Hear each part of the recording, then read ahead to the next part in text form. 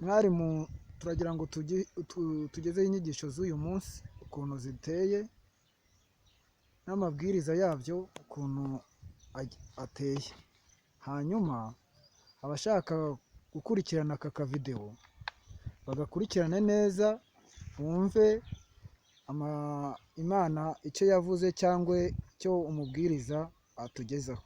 Naam, assalamu alaikum wa rahmatullahi wa barakatuh. Wa alaikum assalam wa rahmatullahi wa barakatuh. Alhamdulillahi rabbil alamin. Wala qaibatu lil muttaqina wala udwana illa ala adh-dhalimina. Thumma wassalatu wassalamu nabi Muhammad sallallahu alaihi wasallam wa ala alihi wa ashabihi wa man ihtada bihadihi ila yawmil qiyamati wa ba'd. Ishimwe ikoza bikuye Uwiteka Allah subhanahu wa ta'ala, amahoro n'imigisha byuzuye n'ibisakare kwa sozereje intumwa n'abahanuzi nta wundi ni intumwa yacu nabi Muhammad sallallahu alaihi wasallam abiwe abasangira ngendo. Urakoze cyane rero kumbajije kuri iki kibazo kugira ngo tuze kuganira nkuko mu YouTube channel yacu duhora tubigaragaza, ahora batureba bakatubaza, ariko uyu munsi hari umuvandimwe wadukurikiye ageze aratubwira tuti turagira ngo muzatubwire ku bintu bijyanye n'imperuka. Uyu munsi rero nagira ngo mbagezeho ibimenyetso bito by'imperuka byamaze kugaragara bikaba byararangiye. Ibimenyetso bitoya byamaze kugaragara bikaba byagize gute, bikaba byararangiye. Icya mbere muvandimwe unyumva nawe umbona, nagira nkubwire ko ikimenyetso cya mbere, bimwe mu bimenyetso bito by'imperuka byamaze kugaragara bikaba byararangiye, ni ibimenyetso bigeze muri 49. Ivyo bimenyetso rero 49 nagira ngo tuze kuvuganiramo n'ibimenyetso bitandatu gusa, ahasigaye ndabizi neza ko ribuze kugira gute, biribuze kubafasha. Rero uyu mukunzi wacu yarabyifuje, ariko nagira ngo namutiyemo ndamubwira ibimenyetso bitandatu gusa. Icya mbere ni uguca umuryango.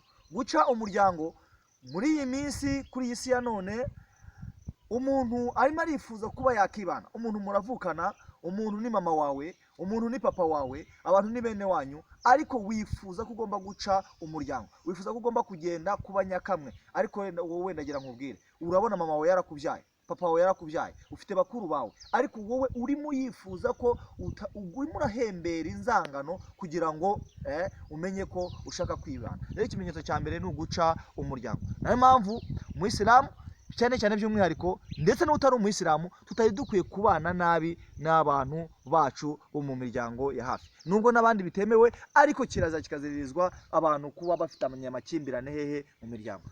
Wowe unyumva rero nawe uri kutureba, turagira ngo tuguhe inama yuko wowe niba ufite bene wanyu, mama wawe, papa wawe, abamuvukana, gerageza aka kanya mwiyunge, mwere guca umuryango. Kandi icyo nacyo ni kimwe mu bimenyetso bito by'imperuka byamaze kugaragara, aho benshi baba baraciye imiryango. Icyo gihe nabyo nubibona ujye umenya ko ari ibimenyetso bitoya. Icya kabiri, kudatinya kwiba umutungo rusange ku bantu bose. Muri iyi minsi kudatinya kwiba umutungo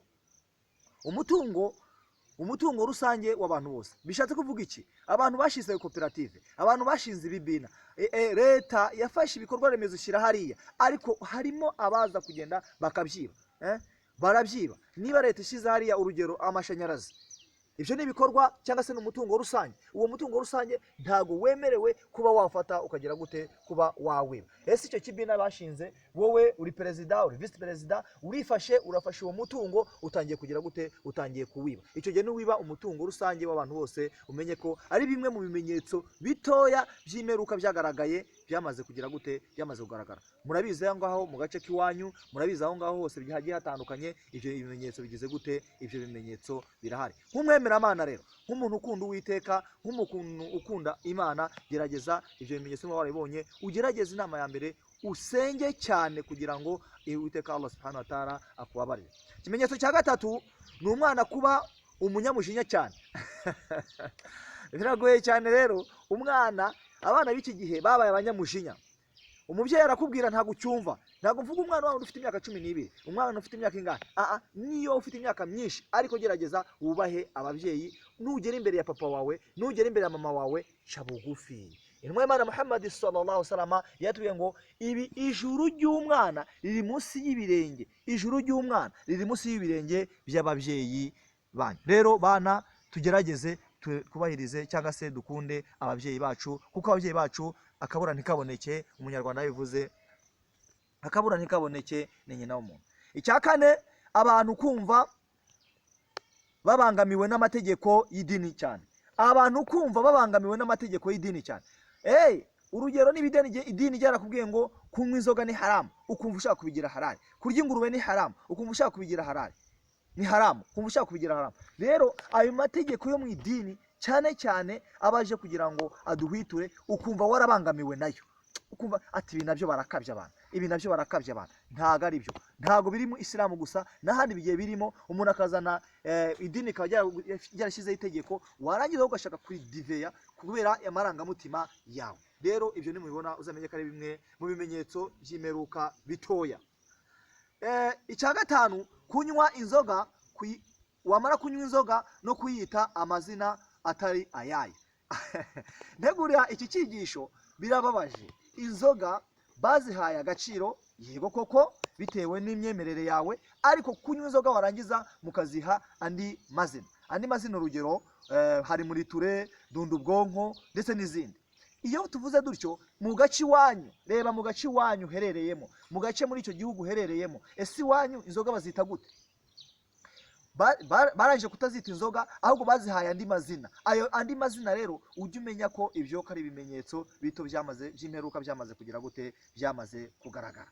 Icya gatandatu aricyo cya nyuma, gutumwa kw'intumwa y'Imana Muhammad sallallahu alaihi wasallam n'urupfu rwe. Rero intumwa y'Imana Muhammad niyo ntumwa yasoreje intumwa n'abahanuzi. Nta yindi ntumwa hano ku isi dutegereje. Intumwa y'Imana Muhammad, Imana imuhe amahoro n'umugisha, yaratubwiye ngo, intumwa y'Imana yaratubwiye iti uje jewe n'imperuka. Yavugaga iyo intumwa y'Imana Muhammad sallallahu alaihi wasallam, iyo n'imperuka yerekana intoki zingahe? Intoki ebyiri. Ubwo no kuvuga ngo habanje intumwa y'Imana Muhammad sallallahu alaihi wasallam, hazakurikiraho iki? Imperuka. Iyo n'imperuka yerekana intoki ebyiri, biragize gute? Yoherejwe iyo n'imperuka bigize gute? Bikurikiranye. Ayerekana intoki zingahe? Intoki ebyiri. Rero muvandimwe, muntu twumva, twakwinjiza kugira ngo ibimenyetso bito by'imperuka byamaze kugaragara, icyo ugomba gukora niki? Ni ugusenga cyane.